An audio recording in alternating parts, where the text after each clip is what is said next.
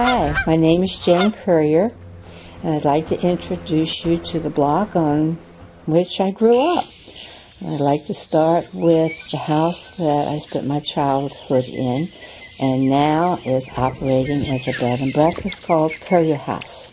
It took a long time for me to realize that the block in which I grew up has quite a history to it. Most of the houses on the block were built between 1790 and 1840. The house that I grew up in, called Currier House, was actually built in 1790, but built in two different sections. The one front of the house sat down at the end of the street and was moved up the street and attached to the original portion back in the year 1830. The original portion actually had a door facing Lafayette Street. The house was used by my great-grandfather, who was a ferry boat operator, and he used the house as a safe house for the Underground Railroad. Actually, Currier House history kind of introduces the history to the whole block. I was out on the front porch back before Christmas, and it's quite a front porch. There's only a field separating us from the water and Concord Point Lighthouse. And some of the guests in the B&B called me out. It was dark, and there was such a deafening sound over the water of geese. And the geese were coming into winter from the north. It was so loud that you could actually hear them hitting the water. And all I could think of was all the wonderful sounds that we would hear growing up this close to the water. In the front parlor hangs a map dated 1856. And it gives us a few clues why many of these houses exist. Between Revolution Street and St. Clair, now known as Pennington, there was a public market. And this is where a lot of your fishing boats and so forth would come in. I had a psychic stay here at the house a few years ago who claimed she could walk along the shoreline and hear these boats and all the voices and everything of 150 to 200 years ago. I would love to be able to hear that. Okay, I'd like to introduce you to some of the houses that are on this block. I have named this house myself, and I like to call this the Kearns-Rimal House, for the two important families that I know of that have lived here. The house dates back to 1840, sat down at the end of the block across the street. None of these houses in the beginning had basements, so they moved them around a lot. This was a waterman's house. A lot of these houses on this block were used by the ferry boat operators. Havre de Grace, being a ferry boat crossing, had two major crossings, one for the railroad and one for passengers. So the families of a lot of these operators lived in this block. But when I was growing up back in the 40s, there was a retired couple from Ringling Brothers Barnum and Bailey Circus by the name of Miss Rose and Mr. Leo. And Miss Rose was a bareback rider and a trapeze artist, and Mr. Leo was a circus clown. And the Hunt Brothers Circus would come to Havre de Grace once a year, and all their friends would stay there. And what a wonderful thing for living next door to, for a bunch of kids. The first floor porch is original for the house. The second porch, the upper deck, has just recently been added by the Rimal family. This is another house that goes back to the year 1790, and it was built by a sea captain by the name of Captain John Mealhoof.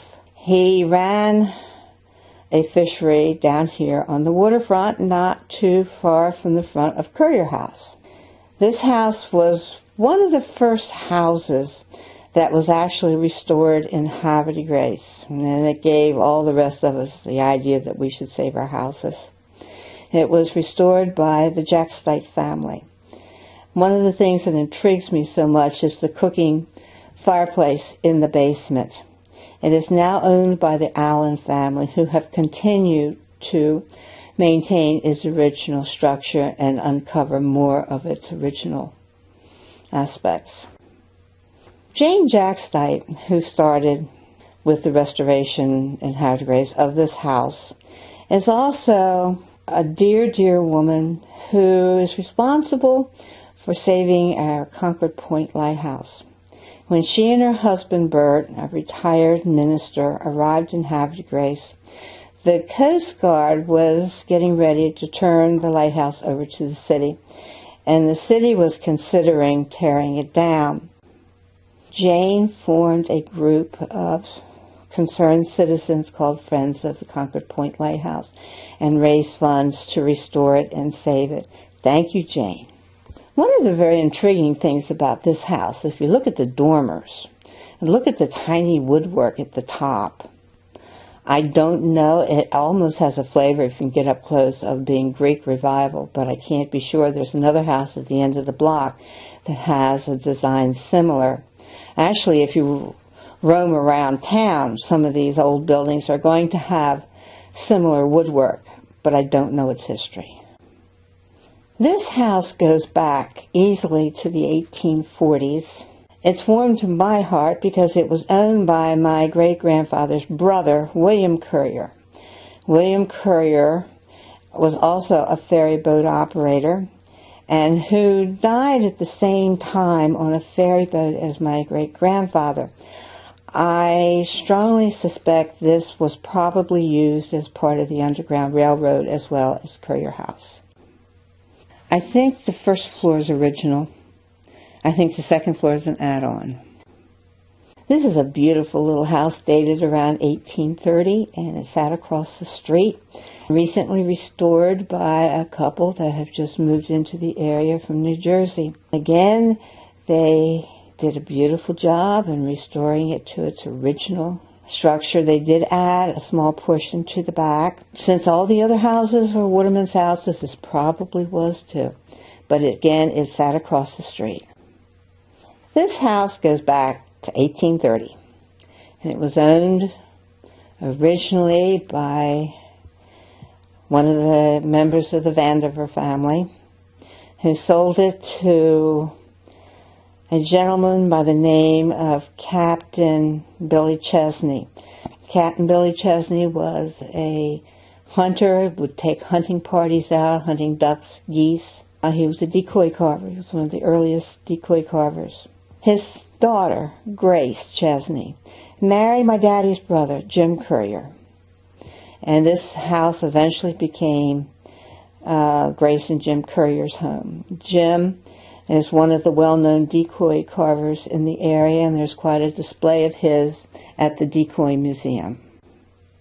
This is a beautiful view of looking up the street at what I like to call Waterman's Way, since so many of these houses have wonderful, wonderful water histories, and you have to really recognize this as being the beginning of Havre de Grace, the oldest section in town. Now, down the end of the block and across the street is the Decoy Museum. The Decoy Museum is built into a structure that was originally the power plant and the health club for the Bayou Hotel. And the Bayou Hotel was built at the turn of the century for people that would come here to hunt and to fish, and those who came to the racetrack. Decoy Museum displays a lot of what we call early decoy art, because most of these watermen made their own decoys in order to go out hunting or to take hunting parties out. I know the city used to drop off telephone poles behind my Uncle Jim Currier's house when they could no longer use the poles, and he would chop them up and make decoys out of them. Now we're looking at the promenade that goes around our waterfront. But as I look at this promenade, all I can think of are all the wharves that my Uncle Jim and his friends used to build. And I even had one down here when I was a kid for my boat, because life was just different then, and you could do that. Now what you're seeing is the side of the Bayou Hotel. It is now condominiums. It was built at the turn of the century out of Port Deposit granite. And in the beginning, it housed visitors coming for hunting and for fishing, and those coming to the racetrack.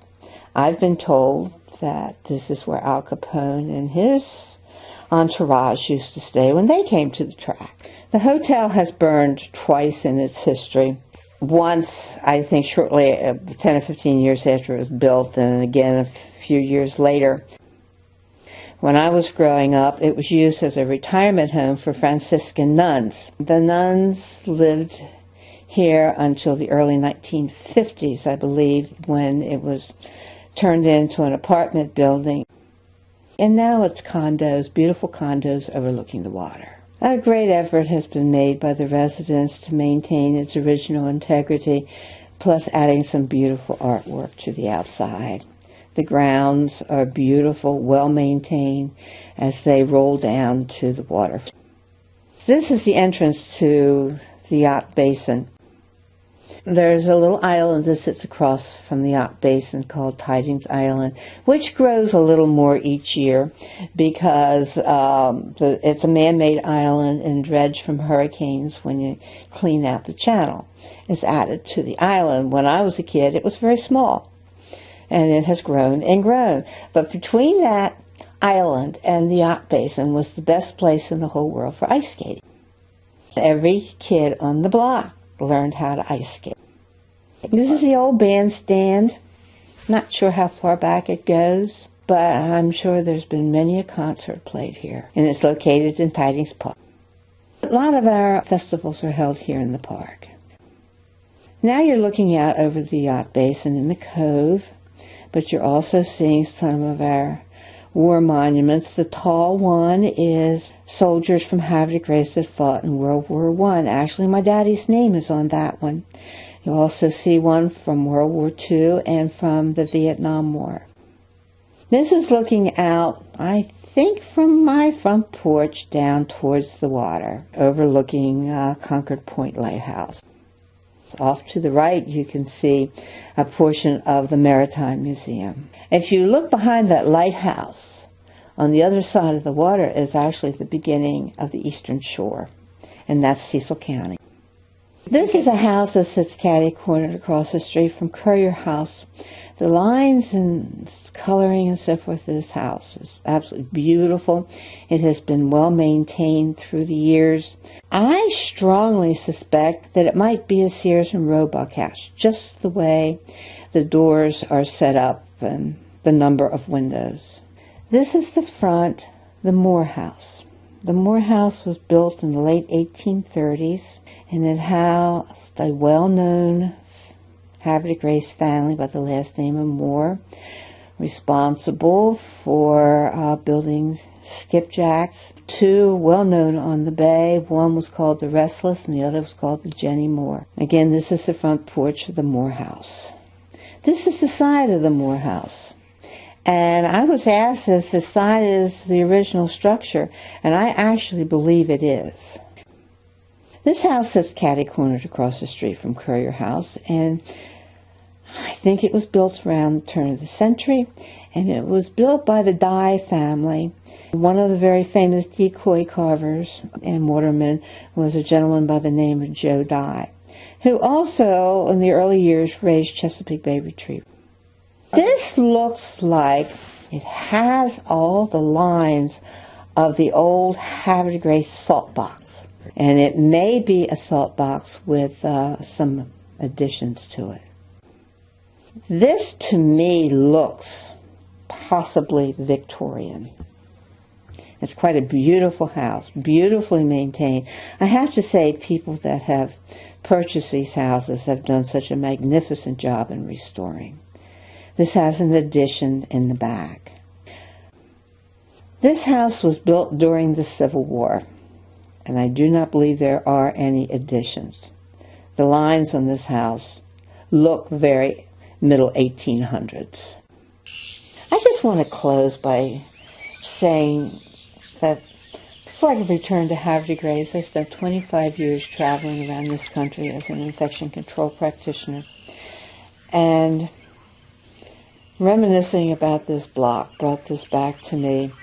Whenever I would wake up early in the morning and I would hear trains or geese, I would get so homesick that sometimes I'd just want to cry.